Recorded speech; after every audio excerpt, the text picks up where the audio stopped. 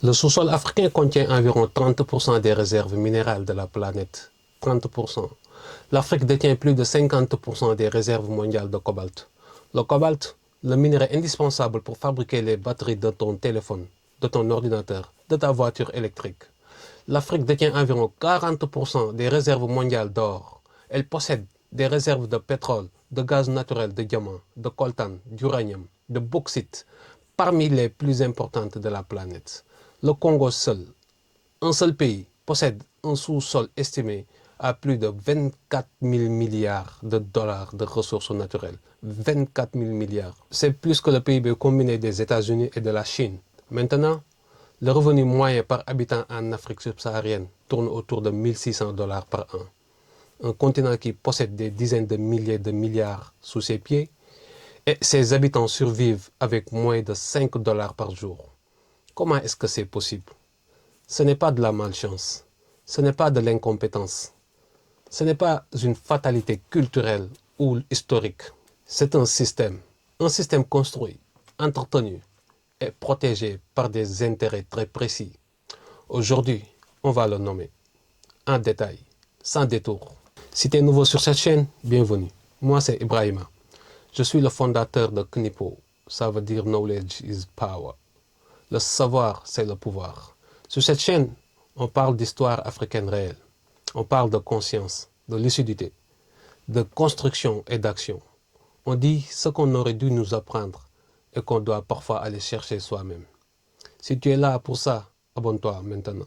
Active la cloche et rentrons dans le vif du sujet. Avant de rentrer dans les mécanismes, il faut qu'on comprenne quelque chose d'important. Quand on parle de la pauvreté en Afrique, il y a deux types de réponses qu'on entend souvent. La première réponse, c'est celle qu'on entend dans les médias occidentaux. La corruption africaine, la mauvaise gouvernance, le manque d'éducation, le tribalisme, la guerre, la fatalité. Comme si la pauvreté africaine venait de l'intérieur. Comme si les Africains étaient eux-mêmes les seuls architectes de leur misère. La deuxième réponse, c'est celle qu'on entend parfois dans certains milieux militants. Tout vient de l'extérieur. Tout est la faute des autres. Les Africains ne sont responsables de rien. Les deux réponses sont incomplètes et les deux réponses sont dangereuses. La vérité, comme toujours, est plus complexe et plus utile. Oui, il y a des responsabilités internes africaines. On en parlera. Mais il y a aussi un système externe organisé, précis, documenté, qui pompe les richesses africaines depuis des siècles. Et ce système, on va le démonter pièce par pièce aujourd'hui. Parce que tu ne peux pas résoudre un problème que tu ne comprends pas. Et tu ne peux pas construire un avenir solide si tu ne sais pas exactement ce qui t'en empêche. Commençons par le plus concret, le plus visible, le plus documenté. Les ressources naturelles africaines. L'Afrique regorge de matières premières, pétrole, gaz, or, diamant, cobalt, coltan, uranium, bauxite, manganèse. La liste est longue, très longue. Et voilà ce qui se passe avec ces ressources. Elles sont extraites, souvent par des multinationales étrangères, européennes, américaines, chinoises, canadiennes. Ces multinationales obtiennent des contrats d'exploitation, souvent dans des conditions opaques, avec des gouvernements africains. Ces contrats sont rarement favorables aux populations africaines. Les bénéfices partent à l'étranger. Les sièges sociaux sont à Paris, à Londres, à Toronto, à Pékin. Les actionnaires sont à Paris, à Londres, à Toronto, à Pékin. Les impôts, quand ils sont payés, sont minimisés par des montages fiscaux sophistiqués dans des paradis fiscaux. Et les populations locales, elles voient des camions passer, des mines s'ouvrir, des pipelines se construire, et leur niveau de vie ne change pas. Prenons un exemple concret. La République démocratique du Congo, premier producteur mondial de cobalt. Le cobalt, c'est l'ingrédient indispensable dans les batteries lithium-ion. Chaque smartphone, chaque voiture électrique, chaque ordinateur portable dans le monde contient du cobalt congolais. Apple, Tesla, Samsung, Sony, toutes ces entreprises dépendent du cobalt congolais. La valeur de ce cobalt sur les marchés mondiaux se chiffre en dizaines de milliards de dollars chaque année. Le revenu moyen d'un Congolais, moins de 600 $ par an. Comment est-ce possible? Parce que la valeur n'est pas créée au Congo. Le cobalt brut est extrait au Congo, souvent par des travailleurs payés une misère, parfois par des enfants dans des mines artisanales. Il est exporté brut, il est transformé en Chine, en Europe, aux États-Unis. La valeur ajoutée, la vraie richesse, est créée ailleurs. C'est le même schéma pour le pétrole nigérien, pour le cacao ivoirien, pour les diamants sud-africains et zimbabwéens, pour l'or malien, burkinabé, guinéen. L'Afrique exporte des matières premières brutes. Elle importe des produits finis, fabriqués avec ses propres matières premières, à des prix qu'elle ne contrôle pas. C'est un système d'appauvrissement organisé. Et il fonctionne depuis des siècles. Maintenant, parlons d'un sujet que beaucoup connaissent de nom, mais que peu comprennent vraiment. Le franc CFA, une monnaie liée à la France, communauté financière africaine. Ce sont principalement les anciennes colonies françaises d'Afrique de l'Ouest et d'Afrique centrale. Voilà comment ce système fonctionne concrètement. Premièrement, ces pays doivent déposer une partie de leurs réserves de change auprès du Trésor français à Paris. Pendant des décennies, c'était 65% de leurs réserves. Ça a été réduit à 50%, puis récemment à une nouvelle structure. Mais le principe reste. Des pays africains souverains indépendants, depuis les années 1960, déposent une partie de leur argent dans les coffres d'un État étranger. Deuxièmement, la valeur du franc CFA est fixée par rapport à l'euro. Ces pays africains ne contrôlent pas leur politique monétaire. Ils ne peuvent pas dévaluer leur monnaie pour stimuler leur exportation. Ils ne peuvent pas ajuster leur taux d'intérêt librement selon leurs besoins économiques réels. Leur politique monétaire est décidée en grande partie à Paris et à Francfort. Troisièmement, ce système favorise les importations européennes au détriment de la production locale. Avec une monnaie forte et stable, les produits européens restent compétitifs sur les marchés africains. Et les producteurs locaux africains peinent à concurrencer. Imagine un instant, tu veux développer ton entreprise, mais quelqu'un d'autre contrôle ton compte bancaire. Quelqu'un d'autre décide de la valeur de ton argent. Quelqu'un d'autre détermine les conditions dans lesquelles tu peux emprunter. C'est exactement la situation de 15 nations africaines aujourd'hui. Des économistes africains comme Kako Nubukpo dénoncent ce système depuis des années. Des dirigeants africains l'ont payé cher. Sylvanus Olympio, le premier président du Togo, voulait créer une monnaie nationale indépendante. Il a été assassiné 3 jours avant le lancement de cette monnaie, en janvier 1963. Ce n'est pas une coïncidence, c'est un message. Parlons maintenant de la dette. Après les indépendances des années 1960, les nouveaux États africains avaient besoin de financement pour construire des routes, des hôpitaux, des écoles, des infrastructures. Ils ont emprunté auprès de la Banque mondiale, du Fonds monétaire international, des gouvernements occidentaux, des banques privées. Et ces prêts sont venus avec des conditions qu'on appelle les programmes d'ajustement structurel. Voilà ce que ces programmes imposaient concrètement. Réduire les dépenses publiques, donc couper dans l'éducation, la santé, les infrastructures. Privatiser les entreprises publiques, donc vendre les actifs stratégiques africains à des investisseurs étrangers souvent. Ouvrir les marchés africains aux produits étrangers, donc exposer les producteurs locaux à une concurrence qu'ils ne pouvaient pas soutenir. Et maintenir des taux d'intérêt élevés, donc rendre l'emprunt local quasi impossible pour les entrepreneurs africains. Le résultat, des pays qui remboursent depuis des décennies et qui doivent encore plus qu'au départ, parce que les intérêts s'accumulent, parce que les conditions des prêts sont souvent défavorables, parce que certains prêts ont été contractés par des dirigeants corrompus pour leurs bénéfices personnels et remboursés par les populations pendant des générations. Le Ghana a obtenu son indépendance en 1957. Il remboursait encore des dettes coloniales en 2020. La France a fait payer Haïti pendant 122 ans. Haïti, le premier pays à avoir réussi une révolution d'esclaves, a dû payer une indemnité à la France pour avoir osé se libérer. 150 millions de francs or, contractés en 1825, remboursés entièrement en 1947. 122 ans de remboursement pour avoir choisi la liberté. Ce n'est pas de l'histoire ancienne. C'est le fondement du sous-développement haïtien actuel. Maintenant, parlons de la corruption. Parce que oui, la corruption existe en Afrique. Et oui, elle est un problème réel et majeur. Mais voilà ce qu'on ne dit jamais sur cette corruption. Elle n'est pas spontanée. Elle n'est pas culturelle. Elle est souvent organisée, financée et protégée de l'extérieur. Des entreprises occidentales paient des pots de vin à des dirigeants africains pour obtenir des contrats.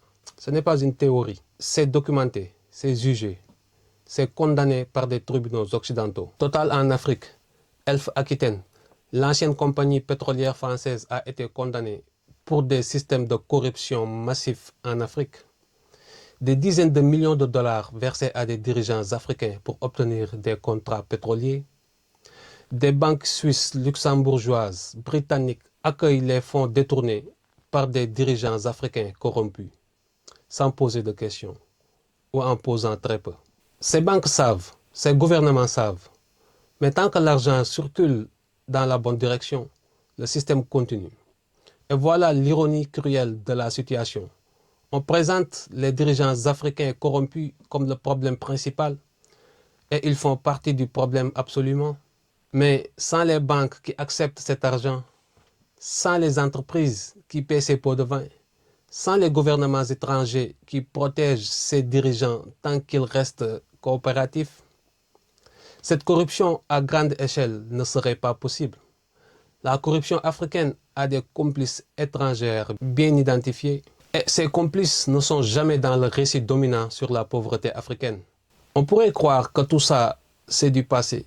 La colonisation, c'est fini. Les indépendances ont eu lieu. L'Afrique est libre. Soyons lucides.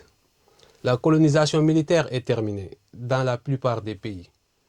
Mais le néocolonialisme, lui, est bien vivant. Il prend des formes différentes, plus discrètes, plus sophistiquées. Les bases militaires étrangères. La France maintient des bases militaires dans plusieurs pays africains. Les États-Unis ont une présence militaire dans de nombreux pays du continent. Ce n'est pas de la protection désintéressée, c'est de l'influence, du contrôle, de la garantie que certains intérêts restent protégés. Les accords commerciaux déséquilibrés, les accords de partenariat économique entre l'Union européenne et les pays africains. Des accords présentés comme du libre-échange, mais qui s'appliquent entre des économies au niveau de développement radicalement différents. Ce n'est pas du libre-échange équitable. C'est de la concurrence déloyale habillée en coopération. L'aide au développement comme outil de contrôle. Des milliards d'euros et de dollars versés chaque année en aide au développement. Présentés comme de la générosité, mais accompagnés de conditions de restriction, d'orientation politique et économique. L'aide ne libère pas, elle crée de la dépendance. Et la dépendance crée du contrôle. Kwame Nkrumah, le premier président du Ghana, l'avait dit dès 1965 dans son livre sur le néocolonialisme. Il avait décrit avec précision comment la domination change de forme mais reste de la domination. Il a été renversé par un coup d'État l'année suivante, en 1966. Maintenant, soyons honnêtes jusqu'au bout. Parce que Kinipo, ce n'est pas un espace de victimisation. C'est un espace de lucidité.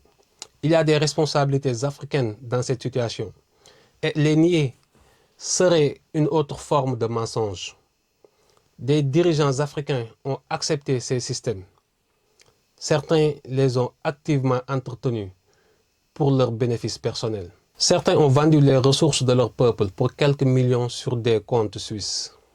Des élites africaines ont envoyé leurs enfants étudier en Europe, ont placé leur argent en dehors de l'Afrique, ont consommé des produits importés plutôt que de soutenir la production locale et ont parfois méprisé leur propre peuple et des populations africaines par manque d'information, par résignation, par peur, ont parfois accepté ces systèmes sans suffisamment les questionner.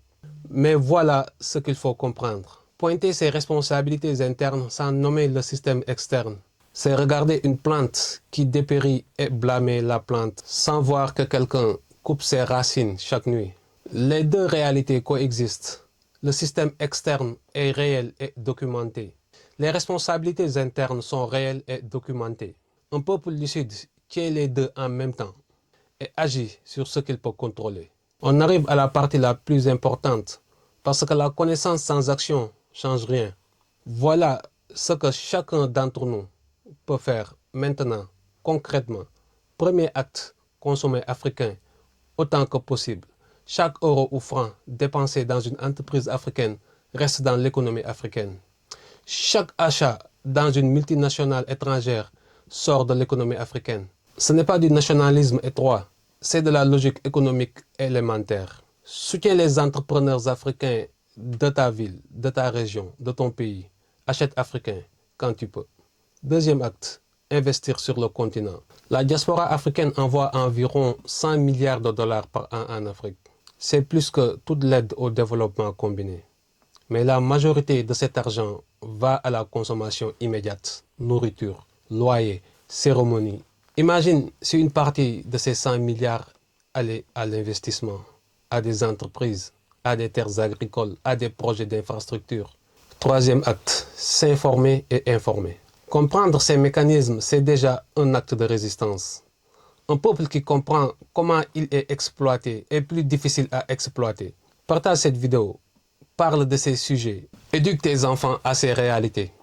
La transmission du savoir est une arme. Quatrième acte, soutenir les entreprises et les institutions africaines. Des banques africaines, des fonds d'investissement africains, des universités africaines. Ces institutions existent, elles grandissent. Elles ont besoin de clients, de partenaires, de soutien. Cinquième acte, exiger des comptes à nos dirigeants. Le silence politique est une forme de complicité. Des sociétés civiles africaines actives, informées, exigeantes, changent les choses. Ça prend du temps, ça demande du courage, mais c'est le seul chemin vers une gouvernance responsable. L'Afrique est riche, profondément, structurellement, indéniablement riche. Ces peuples sont pauvres, pas par fatalité, pas par incompétence, pas par malédiction, par système. Un système construit sur des siècles de pillage organisé, un système entretenu par des intérêts très précis, un système qui a des complices internes et des architectures externes. Mais un système, ça se change, pas en une nuit, pas par la colère seule, par la connaissance, par la lucidité, par l'action collective et individuelle. Tu es maintenant quelqu'un qui sait. Ce que tu fais de ce savoir, c'est ta responsabilité. Si cette vidéo t'a ouvert les yeux sur quelque chose, le like, c'est 2 secondes. C'est la façon la plus simple de soutenir ce travail et de permettre à cette information d'atteindre plus de personnes qui en ont besoin. Et si tu veux faire partie de ceux qui savent, qui réfléchissent et qui construisent, abonne-toi à Knipo. Ce n'est pas juste une chaîne, c'est un mouvement pour ceux qui refusent l'ignorance et l'immobilisme. Ta place est ici. Le savoir est une arme, mais surtout n'oublie pas, ce n'est pas de la magie, c'est de la constance. Peace.